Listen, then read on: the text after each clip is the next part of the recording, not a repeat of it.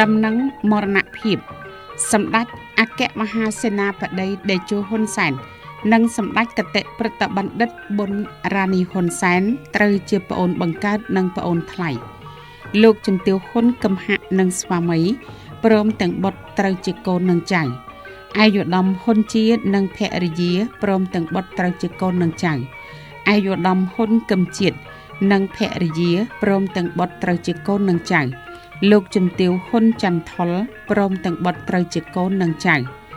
លោកជំទាវហ៊ុនម៉ានីនិងស្វាមីព្រមទាំងបុត្រត្រូវជាកូននិងចៅមានទុកជាទម្ងន់ដោយអាយុដំអ្នកអង្គញាឧត្តមមេត្រីវិសិទ្ធហ៊ុនសានរដ្ឋលេខាធិការក្រសួងសាធារណការនិងដឹកជញ្ជូនបានទទួលមរណភាព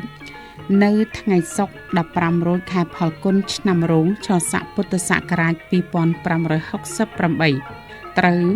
នឹងព្រឹកថ្ងៃទី28ខែមីនាឆ្នាំ2025វេលាម៉ោង 2:27 នាទីក្នុងជន្មាយុ78ឆ្នាំដោយរោគាពាតសពដំកល់ធ្វើបុណ្យតក្កិណានុប្បទានតាមប្រពៃណីនៅផ្ទះលេខ17ផ្លូវ335ភូមិ2សង្កាត់បង្កក់2ខណ្ឌទួលគោករាជធានីភ្នំពេញសពនឹងដង្ហែទៅបញ្ចុះនៅវត្តច័ន្ទបរិវង្ស